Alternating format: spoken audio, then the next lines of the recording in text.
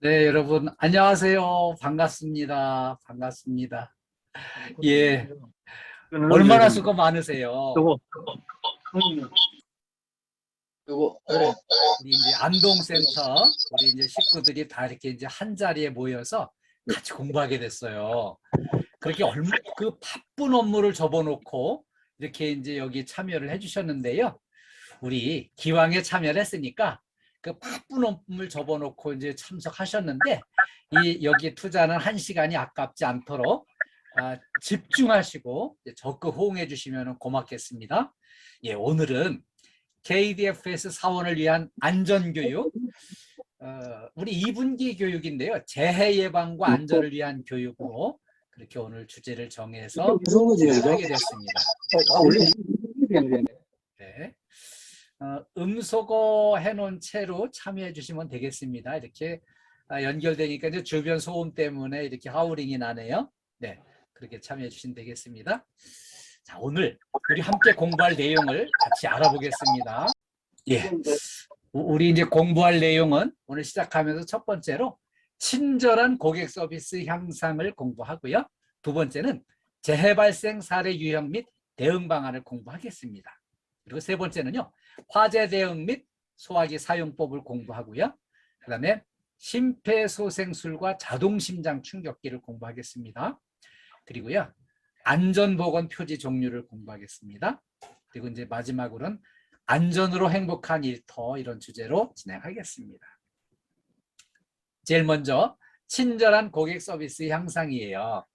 만날 때마다 이제 고객 서비스를 강조하는 거는 우리가 이제 각자 맡은 역할은 조금씩 다르지만 그 역할이 다 이렇게 모아져 가지고 결국에는 큰 그림에서는 고객 서비스를 잘하자는 거거든요. 고객한테 좋은 서비스를 제공하자는 거거든요.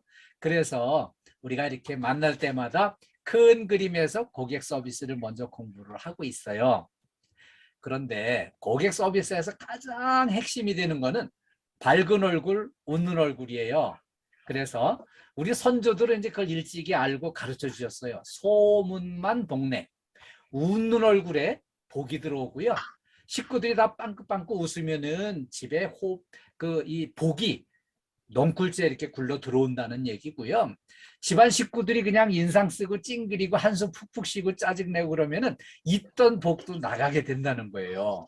그래서 예로부터 이제 소문만 복내를 이렇게 이제 가르쳐 주셨는데 오늘 이렇게 보니까 우리 안동센터 식구들은 전부 소문반 복내 이렇게 준비가 다 돼 있는 분들의 얼굴 표정이 밝고 이렇게 따뜻하게 맞아주시고 호응해 주셔서 감사합니다. 우리 서로 웃는 얼굴로 박수로 환영하겠습니다. 예, 감사합니다. 네, 감사합니다. 감사합니다. 자, 그러면 고객이 우리 서비스를 평가하는 기준이 5가지가 있다고 합니다. 이렇게 5가지에는요, 신뢰성과 확실성, 그리고요, 실체성, 이해성, 민첩성, 이렇게 5가지를 기준으로 고객이 우리의 서비스 수준을 평가를 합니다. 첫 번째 기준은요, 신뢰성인데요. 여기에 이제 들어있는 내용은 이제 우리가 얼마나 약속을 이행할 능력이 돼 있는지, 실행할 능력이 되고 준비가 돼 있는지를 다 이렇게 관심 있게 눈여겨 본다는 거죠. 네. 그리고 이제 두 번째 기준은 이제 확실성인데요. 이 확실성에는 업무를 수행할 지식이 있고 예절이 갖춰져 있는지를 보고요. 그 다음에 그 신용을 지킬 수 있는 신뢰감이 가는 그런 자세와 태도가 준비되어 있는지를 눈여겨본다는 거죠. 그 다음에 이제 세 번째 기준은요, 실체성인데요. 여기에 이제 들어있는 평가 항목에는 이제 우리가 이제 건물 관리 서비스 업종에서 집중해서 관리하고 있는 시설 환경, 시설이 쾌적한 환경, 또 이렇게 완전히 이제 그 근무하기에 딱 안전하고 이렇게 이제 좀 더 좋은 환경을 유지하고 관리해 나가는지 이걸 보고요. 그 다음에 이제 여기 종사자들의 태도와 외모를 또 같이 살펴본다는 거예요. 그 다음에 네 번째 기준은 이제 이해성인데요. 이해성은 고객과 만나서 고객이 어떤 질문을 하든 어떤 문제 제기를 하든 바로 소통이 잘 되고 반응이 바로바로 이렇게 잘 되는지를 관심 있게 보고요. 그 다음에 고객이 나타났을 때 얼마나 고객한테 관심을 가지고 고객이 불편이 없도록 배려를 해주는지 이런 것들을 총체적으로 살펴서 고객 서비스 수준을 평가를 하는 거죠. 그 다음에 이제 다섯 번째, 민첩성인데요. 이 민첩성은요, 고객이 어떤 문제를 제기했든지 간에 그 문제를 해결하고자 하는 의욕과 열정이 있느냐가 중요해요. 의욕과 열정이 있으면요, 고객 서비스가 잘 되게 돼 있어요. 고객을 정문에서나 복도에서나 마주쳤을 때 고객이 나 이런 문제가 있어 왔노라고 이거 어떻게 해야 해결되냐고 이제 이렇게 뭐 요금 문제가 있어 왔다고 이렇게 얘기를 하면은 그래서 딱 그런 일로 오셨군요. 요 사무실도 두 번째 앉아 있는 저분이 담당인데 이렇게 말씀하시면은 바로 해결될 겁니다 해가지고 바로 정확하게 안내를 해주면 그건 이제 아주 훌륭한 준비가 돼 있는 고객 서비스고요. 그런데 우리가 이제 이 건물에서 근무를 하지만 그 10년을 근무해도 관심이 없으면은 누가 뭘 담당하는지 모릅니다. 그래가지고 이제 그런 질문을 딱 했을 때 저쪽으로 가보시라고, 저쪽 사무실에 가서 얘기하라고, 그냥 이렇게 떠넘겨서 보내기만 하면 쭉 들어가시면 된다고만 이렇게 해놓으면 이게 지금 고객은 지금 내가 가는 길이 맞는 건지 가서 또 누구한테 무슨 질문을 해야 되는지 계속 똑같은 질문을 반복해서 3번, 4번 하게 되거든요.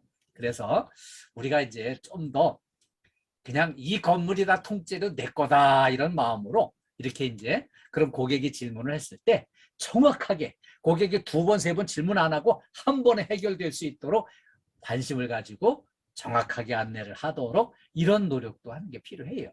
그게 이제 우리가 하는 환경을 깨끗하게 하고 안전하게 하고 하는 이런 것들과 더불어서 같이 좋은 평가를 받을 수 있는 기준이 되는 거거든요. 그래서 문제 해결에 대한 의욕과 열정도 좀 같이 가지고 이렇게 같이 일하길 바랍니다.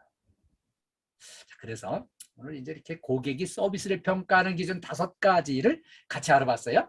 신뢰성, 확실성, 실체성, 이해성, 민첩성 이런 단어들이 다 모아져 가지고요. 결국에는 이거를 총체적으로 점수를 높게 받는 좋은 평가를 받는 데에는 아주 대표적으로 웃는 얼굴이 중요하고요.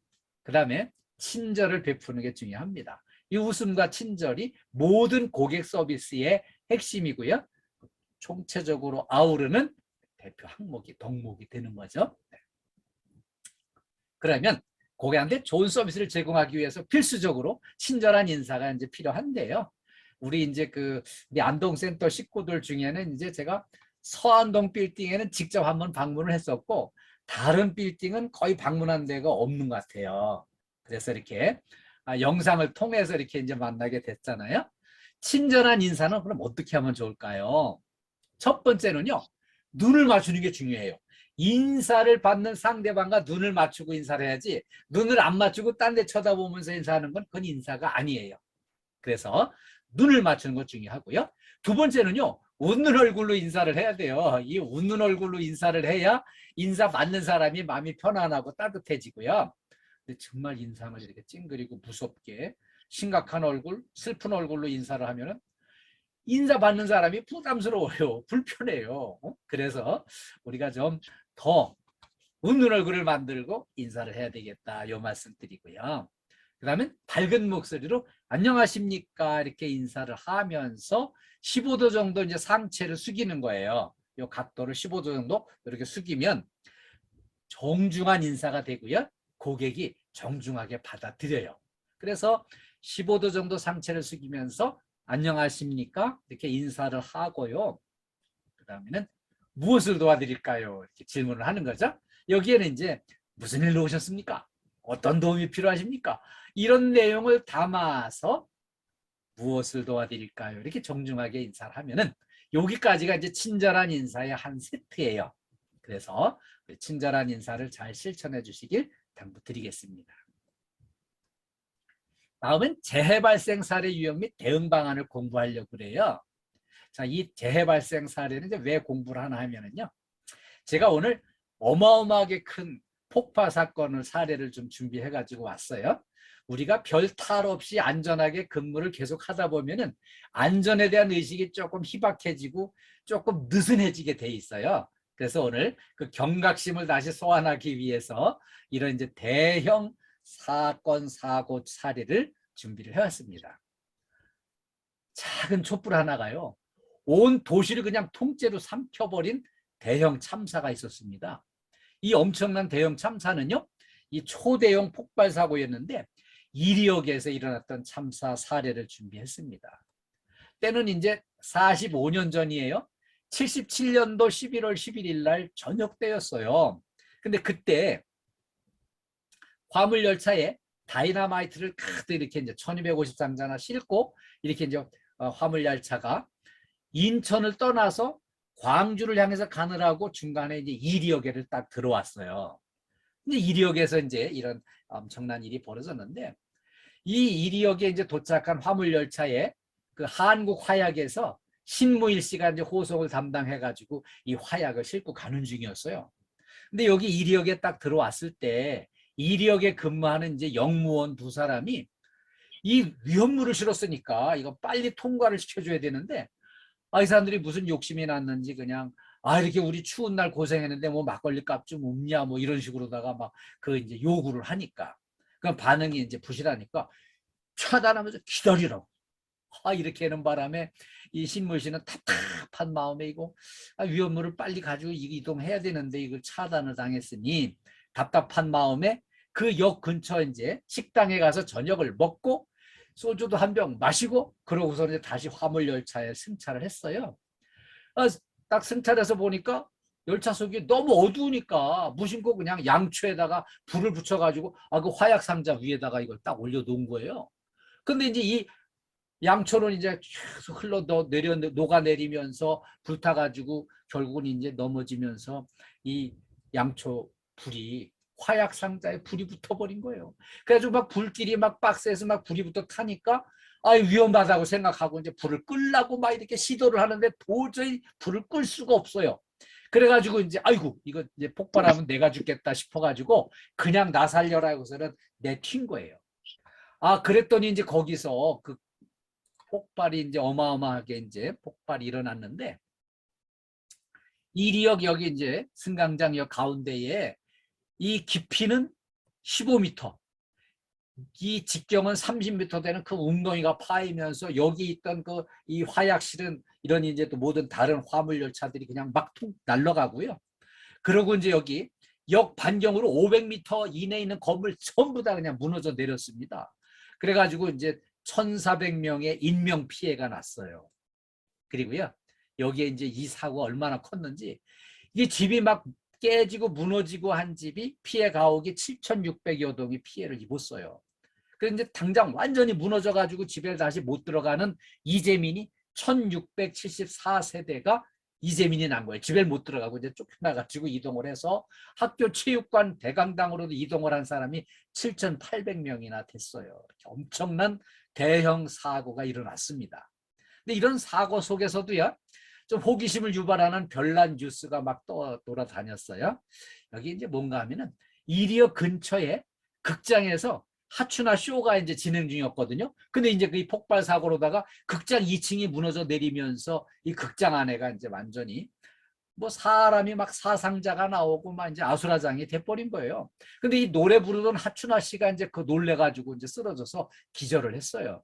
그래가지고 이제 그 사회를 보던 이주일 씨가 하춘아 씨를 들쳐업고 막 내달려가지고서는 병원에 가서 이 사람 지금 이제 하춘아 씨인데 좀 살려달라고 막 가서 이제 통사정을 했어요. 근데 의사가 딱 진단을 해보니까 하춘아 씨는 깜짝 놀래서 졸도했던 거고, 확인을 해보니까 이제 깨나고 보니까는 약간의 타박상만 입은 정도였어요. 그런데 정작 막 업고 달려왔던 이 이주일 씨는 머리가 깨지고 등이 찢어지고 막 그래가지고 피가 흘러가지고 피 덩어리가 돼 있는 거예요. 그래가지고 아니 하춘아 씨보다 당신이 더 시급한 것 같다. 그래가지고 피를 막 대충 닦아내면서 엑스레이를 찍고 확인해 보니까는 막 여기 머리가 깨지고요, 등짝이 막 또 깨지고 그랬어요. 그래가지고 이제 이 치료를 이렇게 하다 보니까 아니 내 몸이 이렇게 망가졌는데 이런 위기에 나보다 남을 먼저 생각하는 이타심이 대단하시다, 훌륭하시다, 이 소식이 이제 미담으로 막 뉴스를 탄 거예요. 그러니까 이제 여기서 이제 이주일 씨는 그때까지만 해도 이름도 없는 사회자였는데 이런 이타심으로 남을 먼저 생각하는 이 마음으로 완전히 팍 떠가지고요. 최고의 MC로 이제 활약을 하게 됐습니다. 그리고요. 그렇게 이제 아주 인기를 누리면서 이제 국회의원도 하시고 나중에 이제 금연 홍보대사도 했어요. 그리고 이제 하춘아 씨는 지금도 이제 가수 활동을 하고 있죠. 그런데 오늘 이렇게 이제 이력 참사가 주는 우리 교훈을 같이 한번 알아보겠습니다. 왜 이력 참사가 우리 기억에서 다 잊어버려졌을까요? 95년 5월에 이리시하고 익산군이 통합이 됐어요. 그러면서 도시 이름을 익산시로 바꿨습니다. 그래서 이름은 익산시, 역은 익산역으로 바뀐 거죠. 그러다 보니까 이리시와 익산역은 완전히 지워져 버려가지고 우리 기억 속에서 지금 다 사라지고 없어요. 자, 그래서 오늘 이렇게 이제 소개를 드렸는데요. 촛불을 왜 밝혔을까요? 이 신물씨가 이 엄청난 사고의 도화선이 된 촛불. 아니 그 위험한 화약 다이나마이트를 싣고서 인천과 광주를 왔다 갔다 이걸 다니다 보니까는 처음에는 위험하다고 생각했는데 계속 안전하게 별탈 없이 왔다 갔다 하다 보니까 안전의식이 희박해지고요. 느슨해져 버린 거예요. 그러니까 무심결에 그냥 갔다가 화약상자 위에다가 촛불을 그냥 밝혀버린 거예요. 그래서 이 엄청난 사고가 벌어진 거죠. 이 양반은 이제 이런 사고로 이 사람은 이제 징역을 10년을 살았어요. 사고 규모에 비해서 적게 사는 거죠. 그리고요. 그 이리역에서 근무하던 영무원 두 사람은요. 이 위험물에 대한 책임감이 그냥 사라져 버린 거예요. 이렇게 이제 빨리 통과를 시켜줘야 되는데 그냥 어떻게 막걸리 값이나 좀 뜯어보려고 그냥 기다리라고 막 이렇게 차단을 이렇게 하는 바람에 이 사고의 또 원인을 제공했다 그래가지고요. 이 영무원 두 사람도 재판을 받고서 이제 10개월간 징역살이를 했어요. 자, 그러면 오늘 이제 이 사건을 딱 잊혀졌던 이력 참사 사건을 제가 왜 가져왔을까요? 그 작은 촛불 하나가 그냥 엄청난 거대한 도시를 다 삼켜버릴 수 있는 엄청난 사건을 오늘 이제 제가 이렇게 가져와서 소개해드린 거는 경각심을 좀 소환하기 위해서. 여러분들이 딱 열심히 해주신 바람에 우리가 이제 안전사고 없이 지금 근무를 잘 하고 있잖아요. 이 기간이 길어지면은 안전의식이 희박해지게 돼 있어요. 느슨해지고요. 그래서 이제 오늘 우리 경각심을 갖자는 의미로 요 사건을 소개를 드렸고요. 그 다음에 이제 안전수칙을 우리가 이제 오늘 또 시간 집중해서 열심히 공부해가지고 철저하게 숙지를 하고 이거를 철저하게 이행을 해야 우리가 이제 안전사고 없는 행복한 일터를 만들 수가 있어서 이런 이리역 참사를 오늘 소개를 드렸어요. 제 사례 한 건 더 알아보겠습니다. 건물관리 서비스 현장에서 일어난 사고예요. 그 정원 나무에 그 가지치기 작업을 이렇게 하다가 사다리에 떨어져서 크게 다친 사고가 있었는데요. 아니 이 사다리 한쪽이 그냥 땅속으로 이렇게 그냥 쑥 들어가면서 균형을 잃고 추락을 해서 크게 다쳤습니다. 이 사다리는 단단한 위치에다가 안전하게 설치를 해야 되는데 그 물러간 땅에다가 대충 세우니까 그냥 무너져 가지고요. 이렇게 큰 사고를 당한 거죠. 그리고 이제 사다리 작업은 반드시 2인 1조로 해야 되는데 그걸 안 지켰어요. 그리고요. 개인정보 보호 장비, 뭐 이런 이제 안전모, 안전대, 안전화 이거를 필히 착용을 하고 이 작업을 해야 되는데 그 안전수칙을 안 지킨 게 문제였어요.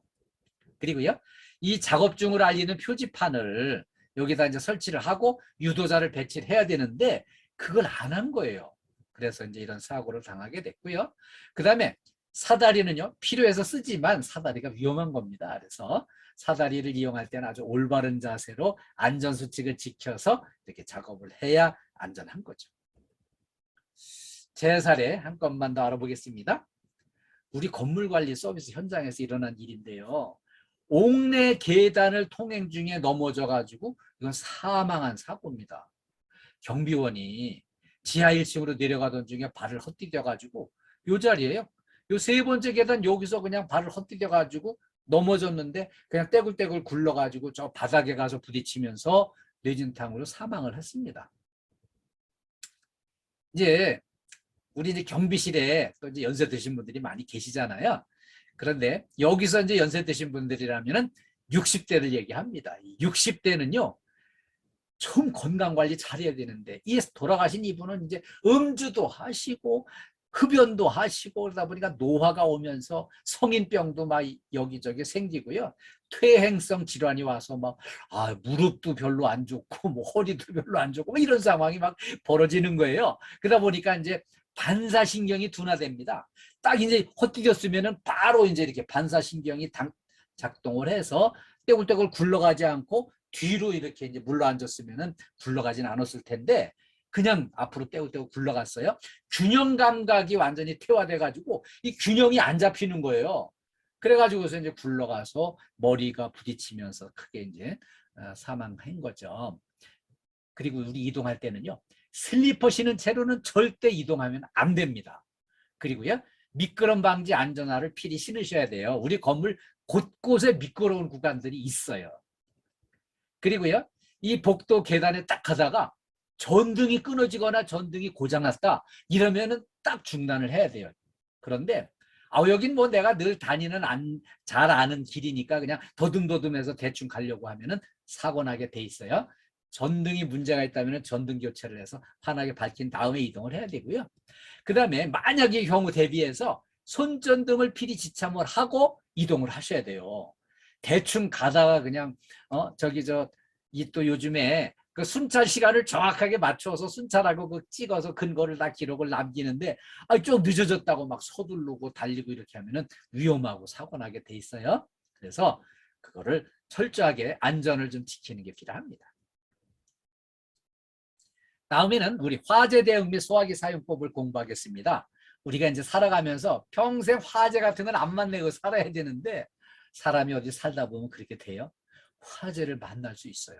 그렇게 닥쳤을 때 당황해가지고 막 우왕좌왕해다가 사람의 생명을 다치고 재산을 전부 태워버리고 이런 일이 없도록 하기 위해서 이런 공부를 오늘 하는 거예요.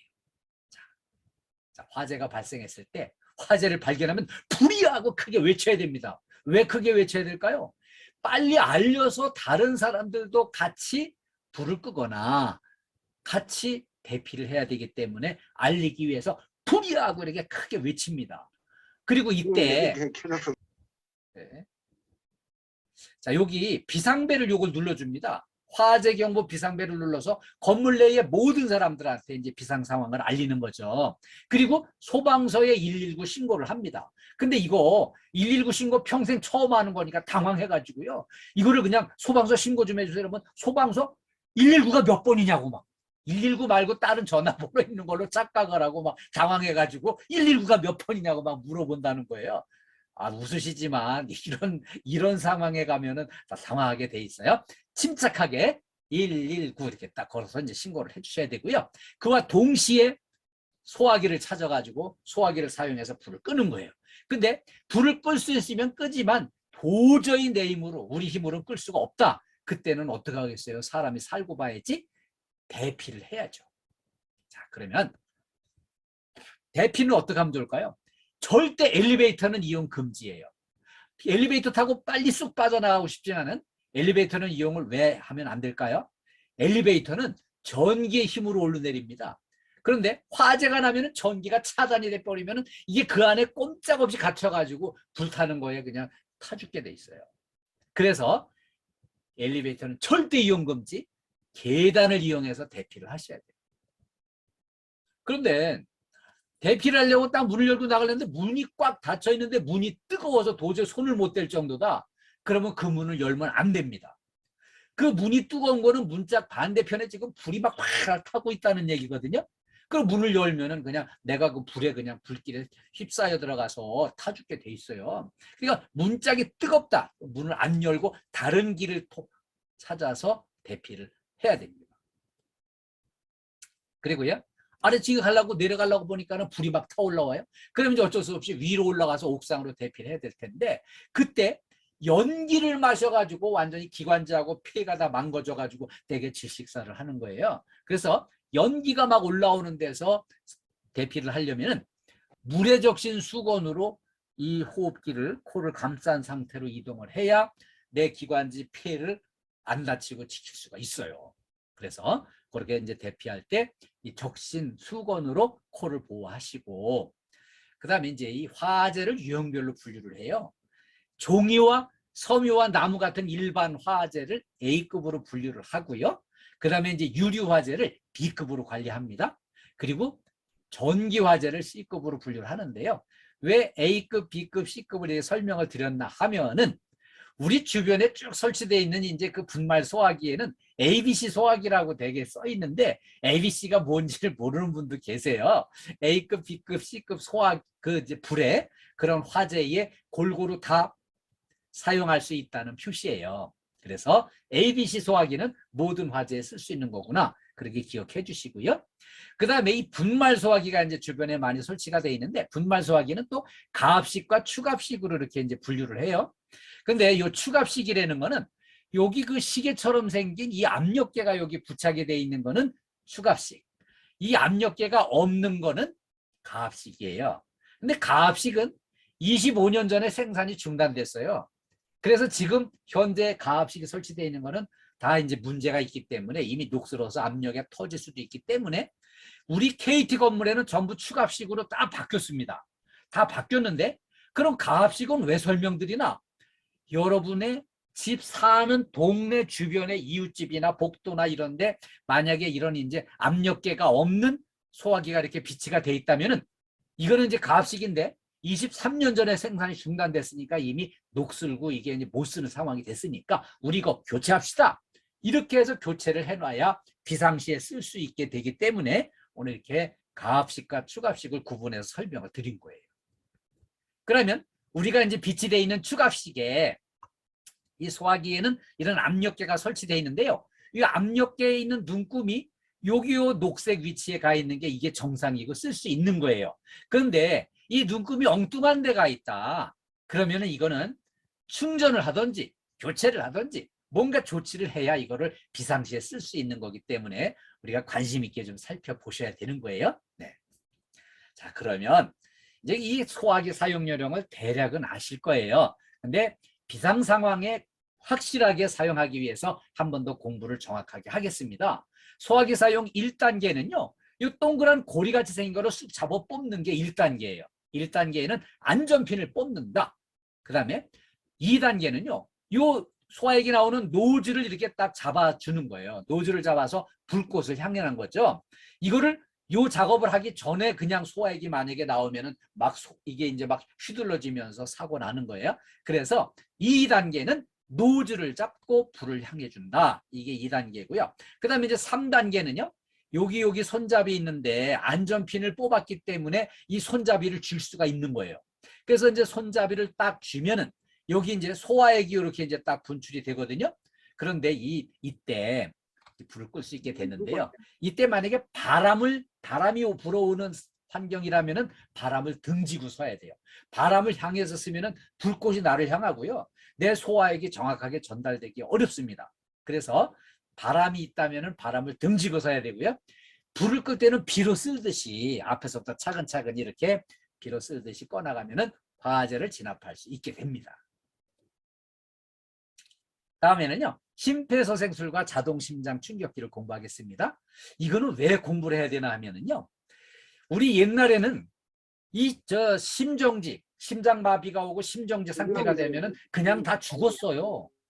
그런데 지금은 이제 그 의술도 발달했지만은 우리 이제 모든 이제 우리 구성원들이 다 이제 그 안전의식이 높아지고 이런 의학에 대한 지식도 상당히 높아져 가지고요. 충분히 할 수 있기 때문에 이 공부를 우리가 하는 거예요. 그래서 죽을 사람을 살리는 거예요. 자, 우리가 이렇게 이제 뉴스를 보다 보면 TV에서 이런 소식이 가끔 나와요. 할머니가 갑자기 쓰러졌는데 지나가던 여학생이 응급처치해서 살려주고 갔다. 아주 천사 같은 여학생을 만나서 살았다. 이런 뉴스가 나오고요. 그 다음에 집에서 아빠가 갑자기 TV 보다 말고 쓰러졌는데 심정지가 왔는데 아니 그 초등학교 다니는 초등학생 아들이 학교에서 배운 걸 살려서 응급처치를 해가지고 아빠를 살려냈다는 뉴스가 나오고 그래요. 그리고요. 연주하는 중에 그냥 앞에서 이 연주의 지휘를 하던 지휘자가 갑자기 쓰러져가지고 심정지가 왔는데 그 청중석에서 맨 앞에 있던 사람이 뛰쳐나와가지고 응급처치를 해가지고 살려내가지고 이렇게 사람의 생명을 살렸다고 이런 뉴스가 막 나옵니다. 그런데 이거는요 우리가 그 이 심정지가 왔을 때 심정지 오는 경우가 많습니다. 오히려 늘어나고 있어요. 심정지는. 왜냐하면은 우리가 이제 잘 먹고 운동을 부족하고 이러다 보니까 심정지 오는 상황이 많이 벌어져요. 그런데 이거 벌어졌을 때 골든 타임이 4분입니다. 골든 타임 안에 이거 뭔가 조치를 해야지. 이걸 조치를 안 하고 119 소방서 그 신고 빨리 살려달라고 신고를 해놓고서는 막 어쩌나고 안달복달하고 기다리면은 사람 그냥 죽게 돼 있어요. 그리고요, 빨리 4분 이내에 조치를 안 하면은 이 속이 다 망가져 가지고 식물인간이 될 수도 있어요. 그래서 우리가 응급처치를 해야 되는 겁니다. 그러면 응급처치에서 살려내기 위해서는요, 이 생존 사슬이 잘 연결이 돼서 작동을 해야 돼요. 이 5단계는요, 예방을 위해서 우리가 조기 발견을 위해서 열심히 노력하고 살피고 해야 돼요. 그리고요, 이렇게 이제 이런 상황이 벌어졌다. 빨리 119에 신고를 해서 119 소방서에 이제 불러야 돼요. 그 다음에 이제 제일 중요한 거는 이 가운데 있는 이제 이 신속한 심폐소생술인데요. 오늘 이 심폐소생술을 확실히 공부해 놓으시는 게 필요합니다. 그 다음에요, 여기 이제 신속한 제세동을 할 수 있으면은 자동심장 충격기가 있으면은 이걸로 제세동 실시를 해야 되고요. 그 다음에 이제 사후에 잘 회복 기간을 거쳐야 되는데 이런 5단계가 잘 작동을 해서 죽을 사람을 살려내는 게 필요한데요. 여기 제일 중요한 거는 심폐소생술이 중요하다는 거 기억해 주시고요. 자, 우리가 이제 이런 공부를 해가지고요, 우리가 직장에서 누가 옆에 동료가 쓰러졌을 때 살려줘야지. 물론 그렇게 해서 이제 이게 필요한 거지만 직장에서만 필요한 게 아니고요. 더 많이 써먹어야 될 경우가 있어요. 심정지가 발생된 장소를 질병관리청에서 통계를 해가지고 발표를 했는데 보니까 이 집에서 가정에서 제일 많이 이게 일어나는 거예요. 집에서 멀쩡히 텔레비 보다가 그냥 이렇게 갑자기 쓰러지고 이런 경우가 벌어지는데, 여러분의 이제 그 부모님이나 배우자나 또 이렇게 자녀가 갑자기 쓰러졌다. 이때 그냥 119 신고만 해놓고 막 이렇게 발을 동동 구르고만 있으면 안 돼요. 응급처치를 해야 됩니다. 그래야 골든타임 4분 안에 살려낼 수 있는 기회를 얻는 거예요. 그래서 여기 심폐소생술을 했을 때와 안 했을 때 생존율의 차이가 3배나 차이가 납니다. 뭔가 내가 배워서 이거를 확신을 가지고 시행을 하면은 사람을 살릴 확률이 3배가 높아지는 거예요. 그래서 우리가 오늘 이 공부를 하는 겁니다. 기본소생술은요, 이렇게 이제 절차를 간단하게 보면 제일 처음에는 반응을 확인합니다. 여보세요? 괜찮으세요? 이렇게 어깨를 툭툭 치면서 이렇게 확인을 해가지고 심정지 같다. 그러면 이제 신고 요청을 합니다. 누구 신고 좀 해주세요. 그리고 이제 그 다음에 심폐소생술을 하는 겁니다.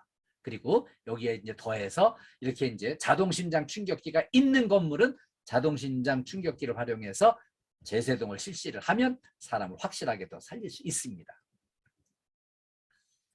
자, 그러면은 오늘 이제 심폐소생술을 중심으로 좀 공부를 할 건데요. 이게 이제 왜 필요한가 하면은 인공 처치를 이제 우리가 이제 응급 처치를 해가지고 사람을 살려내는데 가장 중요한 역할을 하는 게 이 심폐소생술, 가슴 압박 소생술이에요.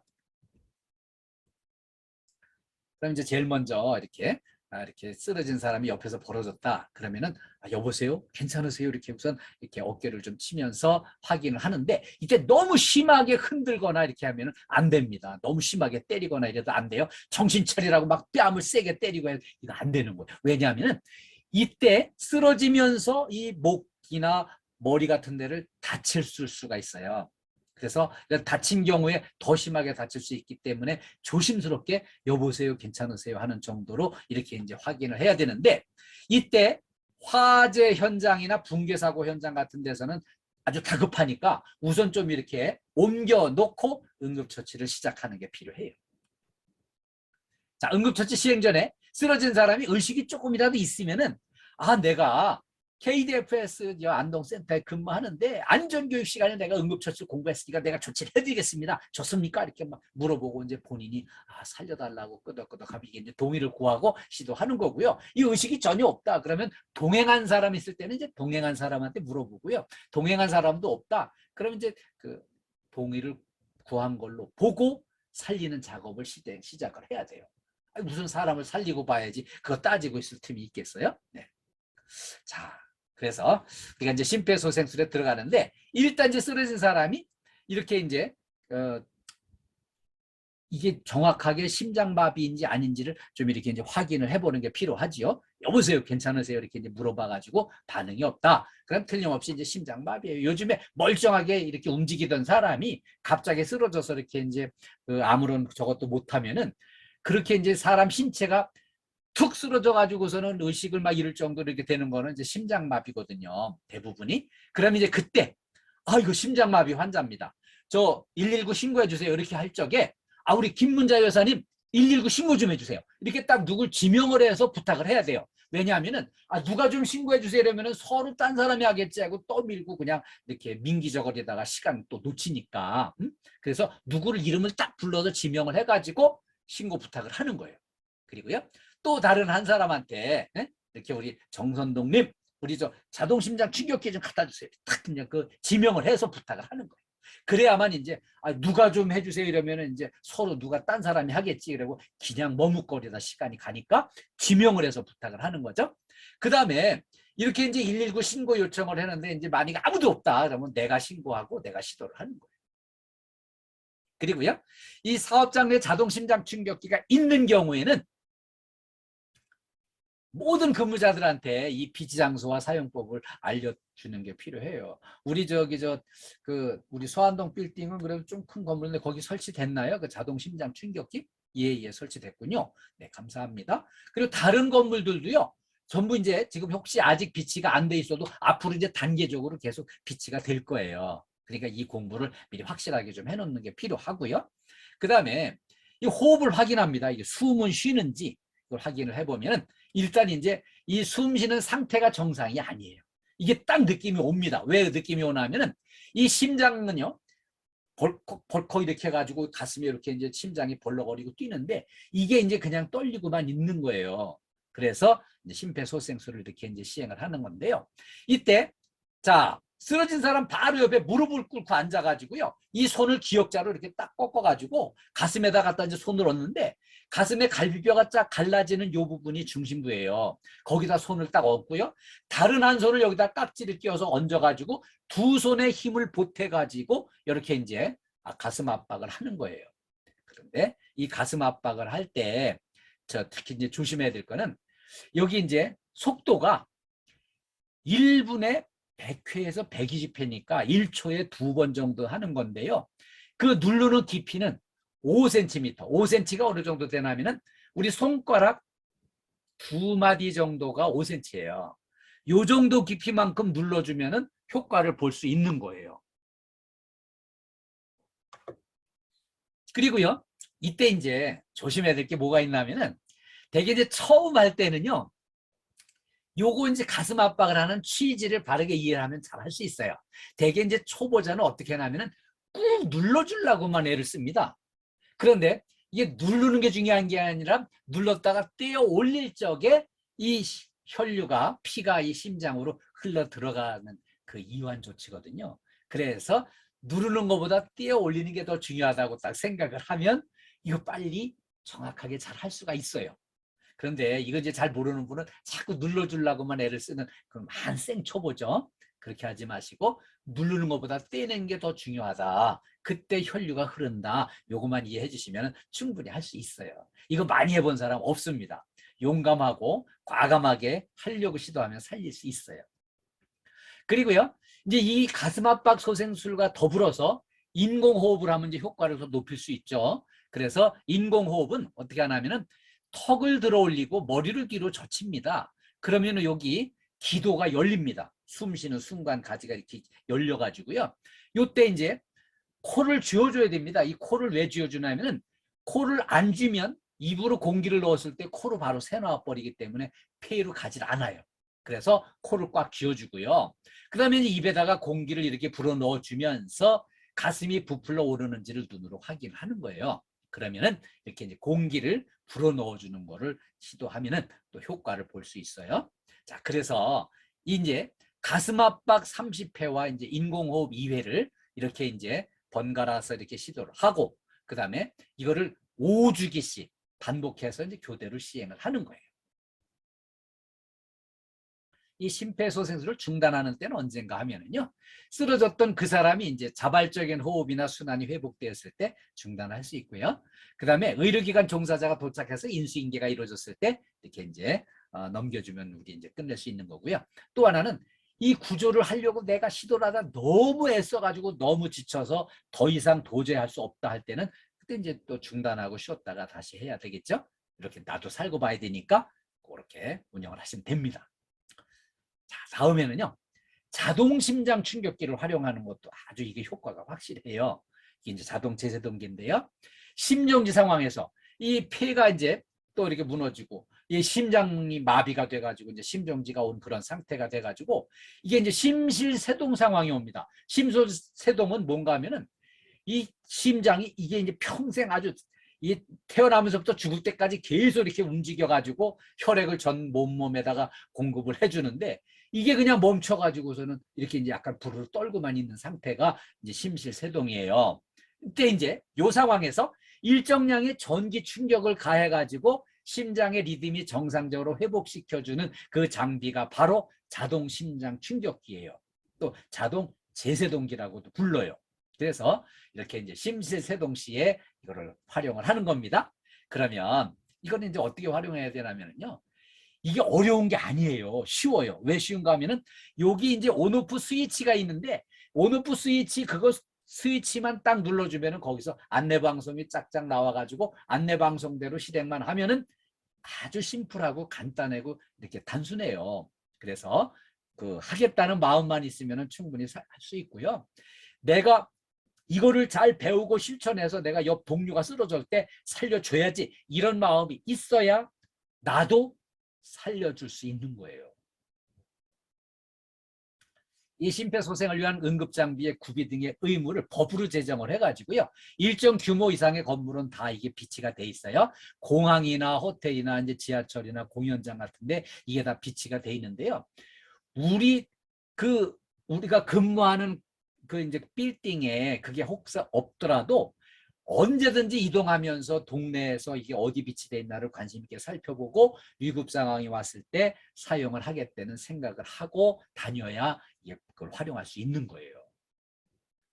그래서 이제 자동 심장 충격기를 사용해 본 적이 전혀 없어서 망설여질 수 있어요. 이거 혹시 내가 이거 잘못해서 살릴 사람을 못 살린 건 아닌지, 사람의 생명이 달린 문제니까 좀 이렇게 이제 겁이 많아가지고, 예, 우리 저 김문자 여사님은 겁이 좀 많으신가 봐요. 이렇게 해가지고 이거를 이제 겁이 많아서 이거를 아이고 내가 저걸 어떻게 해, 누구 뭐 남자 좀 와서 하면 안 돼, 뭐 해가지고 막 주변 사람 찾고 이렇게 하는데 그러지 마시고요. 이거 많이 해본 사람 아무도 없어요. 닥쳤을 때 용감한 사람이 그냥 하는 거예요. 자, 그래서 전원 버튼만 작동시켜주면 순서에 맞게 안내방송이 나오니까 안내방송 나오는 대로만 조치를 하면은 사람을 살리는 거니까 이렇게 시행을 해주세요. 네. 자, 사용법. 전원을 켜는 게 출발점입니다. 이 전원을 딱 이렇게 이제 갖다 놓고 전원을 딱 켜주는 거예요. 전원을 딱 켜면서 이 패드를 1패드가 2개인데요. 패드 하나는 오른쪽 어깨뼈, 빗장뼈 바로 아래 여기다 붙이고요. 다른 하나는 이제 왼쪽에 젖꼭지엽의 겨드랑이 이쪽으로 이렇게 붙여줍니다. 자, 그런데 왜 2개를 이렇게 붙일까요? 이렇게 붙이는 이유가 있어요. 이거는 우리의 심장이 가슴 한복판에 요 갈라지는 바로 위쪽 요 중심에 여기에 심장이 여기에 붙어 있습니다. 우리 심장이 여기에 위치해 있는데 이 심장이 잘 뛰다가 딱 멈췄을 때 여기에 전기 충격을 약간 가해가지고 이렇게 이제 심장이 다시 돌아가게 하기 위해서 패드를 붙이니까 이렇게 붙일 수밖에 없는 거죠. 이렇게 이제 붙이는 거죠. 그래서 이렇게 이제 패드 2개를 붙이는데 여기 패드 붙일 자리에 이물질이 뭐 묻어 있다 그러면은 요거 이물질을 먼저 제거를 해주고 그 다음에 이 분리가 돼 있다 그러면은 이 코드 이런 걸 이제 그 연결하는 코드 커넥터가 이렇게 꽂게 돼 있으니까 그걸 꽂아주면은 연결이 되는 거예요. 자, 이렇게 연결이 됐으면 이 기계가 심장 리듬을 분석을 해가지고요 이렇게 제세동이 필요합니다 이걸 알려줍니다. 이제 그런데 이때 이거를 진단을 할 때 옆에 사람이 또 막 걱정되니까 그 쓰러진 사람을 막 흔들면서 정신 차리라고 막 흔들고 이렇게 하는 건 아니에요. 이때는 이 기계가 이제 진단을 할 수 있도록 사람들은 손을 대지 말고 좀 떨어져야 돼요. 그래가지고요. 여기서 이제 제세동이 필요합니다는 안내방사에 나오면은 이 기계가 알아서 이렇게 이제 자동 심장기 충격기 스스로 에너지를 충전을 합니다. 그래가지고 이제 이걸 이제 연결됐으니까는 이제 이렇게 그 자동 심장 충격기가 이 제세동 버튼을 눌러달라고 깜빡깜빡해요. 그러면은 깜빡깜빡을 이거 눌러달라는 표시거든요. 그래서 눌러주면은 이때 이제 이렇게 동작을 시키는 거예요. 그런데 이때에도 이 전기가 흐르기 때문에 주변 사람들은 쓰러진 사람한테 손을 대지 않도록 조금 잠시 떨어지도록 조치를 해야 됩니다. 그리고요, 이렇게 이제 이거는 자동심장 충격기는 이제 2분을 주기로 2분마다 심장 리듬을 반복해서 다시 이제 분석을 해요. 그렇기 때문에 2분 이제 이렇게 시행한 다음에는 또 이제 제세동 끝난 다음에는 이렇게 이제 가슴 압박을 또 시행을 하고요. 그리고 또 다시 이렇게 이제 제세동기가 자동 재생 돌아갈 수 있도록 또 이렇게 넘겨주고 이렇게 하면서 그 119 구급대가 도착할 때까지 이거를 번갈아 시동을 하는 거예요. 다음에는요, 안전보건 표지 정리를 공부하겠습니다. 근데 이걸 왜 공부해야 되냐면요, 우리 안전을 위해서 안전보건 표지를 열심히 설치를 했는데 그거를 이제 외면하고 안 보거나 있는 것도 무시해버리면 우리 안전을 해칠 수 있기 때문에 이 공부를 하는 거예요. 안전보건 표지 종류가 5가지가 있어요. 이 5가지가 뭐가 있냐면은 첫 번째로는 이렇게 이제 금지 표시가 있어요. 그리고요, 두 번째는 경고 표시가 있고요. 세 번째는 지시 표지가 있습니다. 네 번째는 이제 안내 표지가 있고요.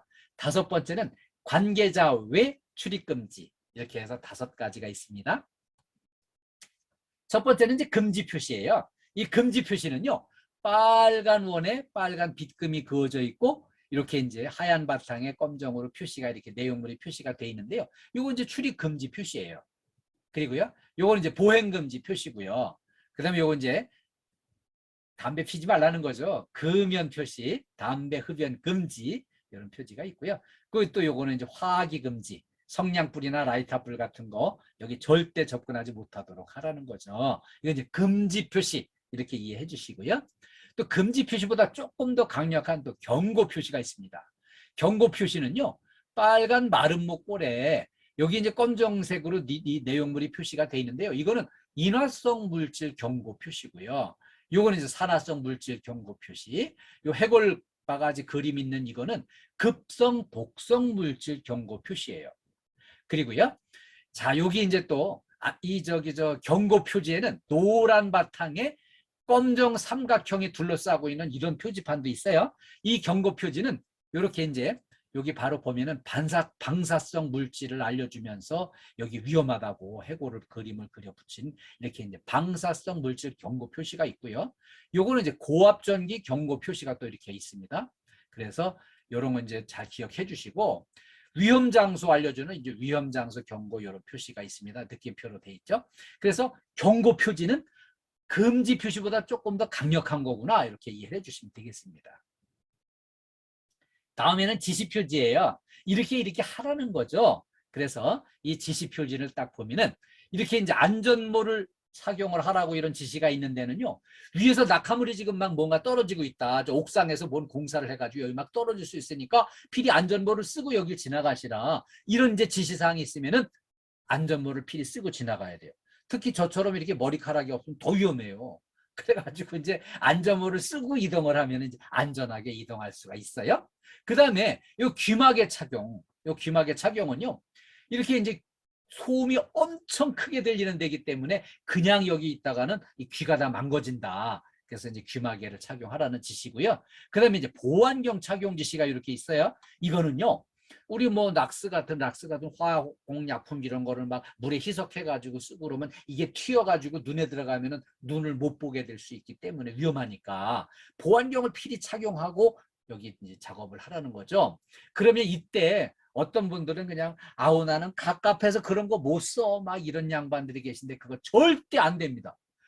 갑갑하고 힘들어도 시간이 걸려도 보안경을 필히 써야 될 구간에는 써야 돼요.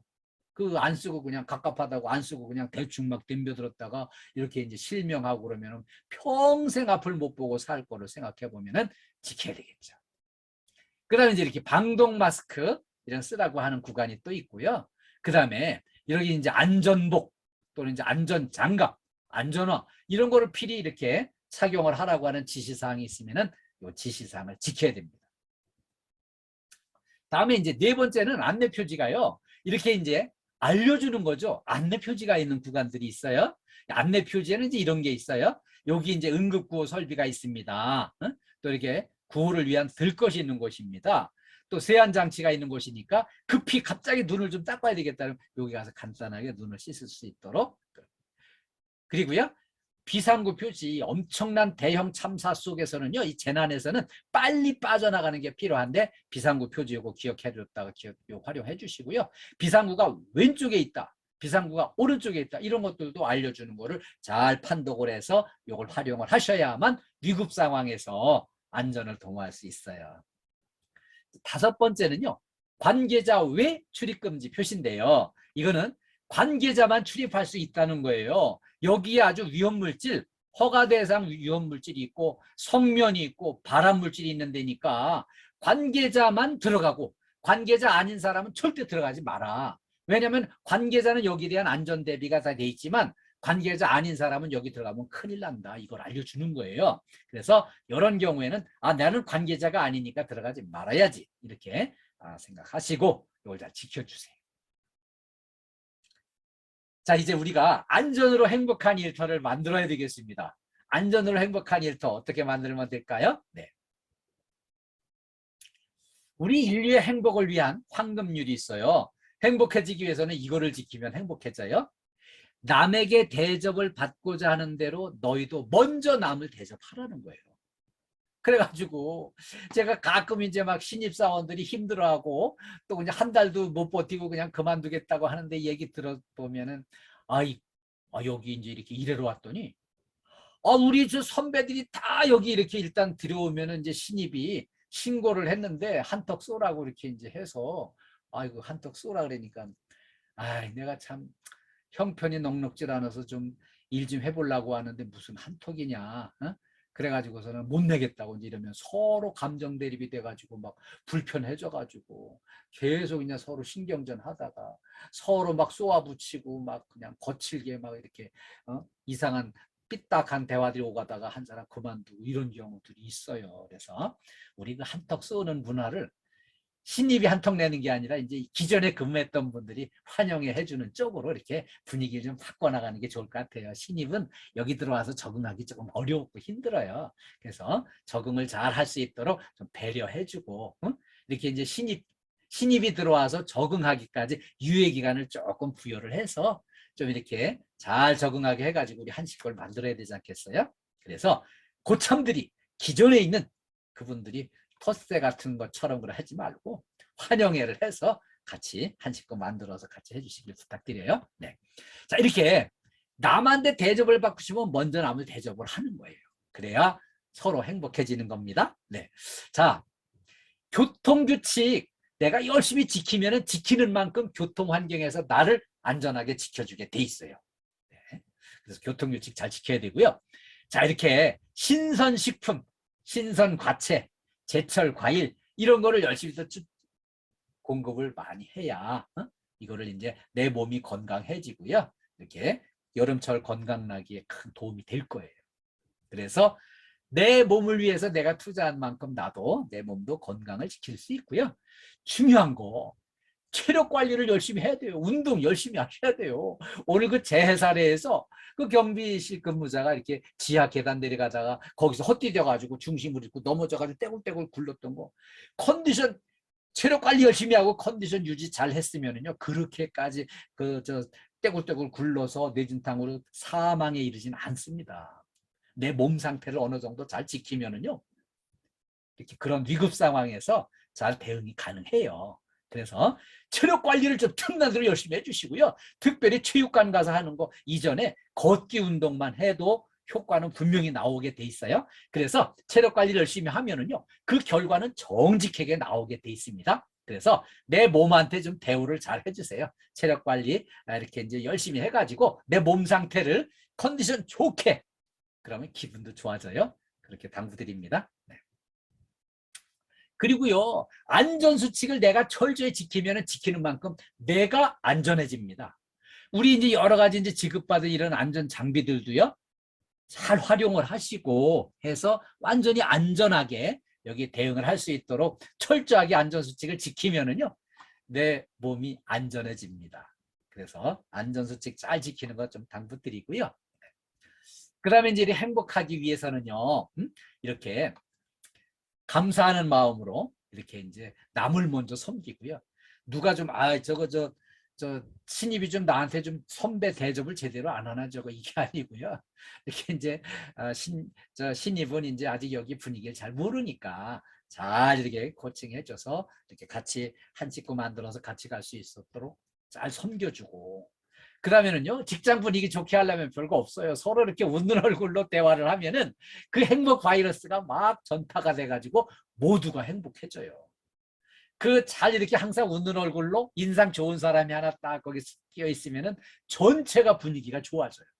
근데 한 사람이 괜히 인상 쓰고 찡그리고 한숨 푹푹 쉬고 막 이런 사람 하나 있으면은 그 주변의 분위기 다 망가져가지고서는 그냥 서로 이렇게 침울해지고 우울해지고 그냥 괜히 한숨 푹푹 같이 쉬게 되고 이래서는 안 된다는 거예요. 그래서 이렇게 환하게 웃는 얼굴로 먼저 행복 바이러스를 만들어서 널리 전파하고요. 그 다음에 우리가 또 이렇게 막 상급 기간에 유관 기간에 막 그냥 뭐 엄청 이렇게 세게 나오고 그러면 우리가 이제 이거 꼭 갑질 당하는 것 같아서 이제 기분 나쁜 느낌이 드는데요. 그런 갑질을 내가 시행을 할 수도 있어요. 그거는 꼭 윗사람만 하는 게 아니고요. 같은 팀 내에서 같은 업무 하면서도 이렇게 이제 나이가 많은 사람이 갑질을 할 수도 있고요. 또 이렇게 일을 많이 한 고참이 또 이렇게 갑질을 할 수도 있고 그렇습니다. 그리고 또 우리가 외부에 대해서도 갑질을 할 수가 있습니다. 그래서 그런 거를 정말 조심해서 내가 남한테 갑질당하면 기분 나쁜 것만큼 나도 남한테 갑질은 하지 않겠다. 이런 마음으로 서로 이렇게 존중하고 배려하면 행복한 일터를 만들 수가 있습니다. 자, 그래서 오늘 이렇게 이제 제가 안전을 이렇게 이제 강조해서 말씀드렸는데, 금년에 이제 중대재해처벌법 때문에 안전에 관한 점검, 평가, 수시를 여러 번 반복해서 이런 거 있다 보니까는 많이 좀 힘들고 스트레스도 받으실 거예요. 그런데 하도 그냥 달달 볶으니까 나도 그럼 어쩔 수 없이 안전 조심해야지 뭐 이게 아니고요. 안전은 나 자신을 위한 조치예요. 안전해서 내가 안 다치고 내가 행복하면 내가 좋은 거지. 누구 이렇게 이제 내가 그냥 여기 그 정진태 센터장님을 위해서 내가 안전수칙을 지킬까? 이거 아닙니다. 나 자신을 위한 수칙 준수예요. 그래서 안전수칙은 나 자신을 위해서 내가 지켜서 내가 안전하고 내 동료도 안전하고 우리 KT건물을 이용하는 모든 고객도 안전하고 또 여기서 배운 거를 집에 가서도 실천하셔가지고 식구들까지 집안 식구들까지 안전하게 생활할 수 있도록 잘 이렇게 마음에 담아서 실천을 부탁드려요. 그리고 이걸 잘 실천하려면요, 내 마음에 긍정 에너지를 듬뿍 담는 게 필요해요. 제가 이렇게 우리 저 안동센터 정진태 센터장님 이렇게 이제 뵈니까 우리 옛날에 근무할 때도 이제 그 마주쳤던 기억이 있는 것 같아요. 이렇게 어딘가 얼굴이 좀 낯익고 한데 보니까 정말 긍정 에너지를 많이 가지고 계신 정말 소탈하게 모든 사람들과 존중하고 배려하고 소통을 잘 하시는 분이세요. 그래서 우리 센터장님 만날 때마다 긍정 에너지 좀 많이 듬뿍 전달 받으시고요. 또 우리 KDFS는 황욱정 대표님이 굉장히 긍정 에너지를 많이 가지고 많이 전달하려고 노력하시는 분이세요. 그래서 저는 이제 늘 볼 때마다 많이 이렇게 배우고 닮아가려고 노력하면서 긍정 에너지를 많이 이렇게 전달받고 있어요. 그래서 이제 긍정 에너지를 듬뿍 받으셔가지고요. 이렇게 이제 긍정 에너지를 듬뿍 충전하시고 안전수칙도 철저하게 지키시고 정리정돈도 철저하게 잘 해놓으셔서 안전한 환경 만드시고 체력 관리 열심히 해서 컨디션도 좋고 이렇게 기분 좋은 상태로 일을 하시면 안전하게 일할 수 있고 행복한 일터가 만들어집니다. 그래서 안전수칙을 잘 지키고 이렇게 이제 안전이 행복이다 이런 마음으로 이걸 같이 지켜주시면 재해 예방과 안전이 행복입니다. 그래서 우리 KDFS 이렇게 안동센터에 근무하는 모든 우리 식구들 건강하시고 행복하시고 이렇게 안전한 환경에서 근무하시기를 당부드립니다. 그래서 오늘 끝까지 이렇게 집중해 주셔서 정말 감사드리고요. 이렇게 오늘 이렇게 이제 만나서 오늘 여기까지 진행했는데 제가 오늘 이제 요 시간 끝나면은 바로 이렇게 이제 좀 몇몇 분들한테 설문서를 좀 보내드릴 거예요. 그러면 설문서 읽어보시고 회신을 좀 바로 이렇게 저한테 보내주시면 고맙겠습니다. 우리 안동센터 식구들 이렇게 저와 만나는데 한번 파이팅 한번 하겠습니다. 그래서 제가 안동센터 파이팅 하면은 파이팅만 복창을 해주세요. 네, 지금 뭐 음수가 해제하셔도 됩니다. 네, 우리 안동센터 파이팅! 화이팅! 네, 감사합니다. 이번에는 최고 한번 하겠습니다. 제가 보니까 안동센터 정말 이렇게 단합도 잘 되고 최고세요. 그래서 제가 안동센터 최고 하면은 최고만 복창을 해주세요. 네, 안동센터 최고! 최고. 최고! 네, 감사합니다. 감사합니다. 전부 적극 호응해 주셔서 감사하고요. 우리 저 정진태 센터장님, 우리 센터 식구들한테 좋은 말씀 부탁드릴게요. 화이팅! 자꾸 지나왔어. 네, 1, 2, 3, 4, 5. 예, 괜찮아.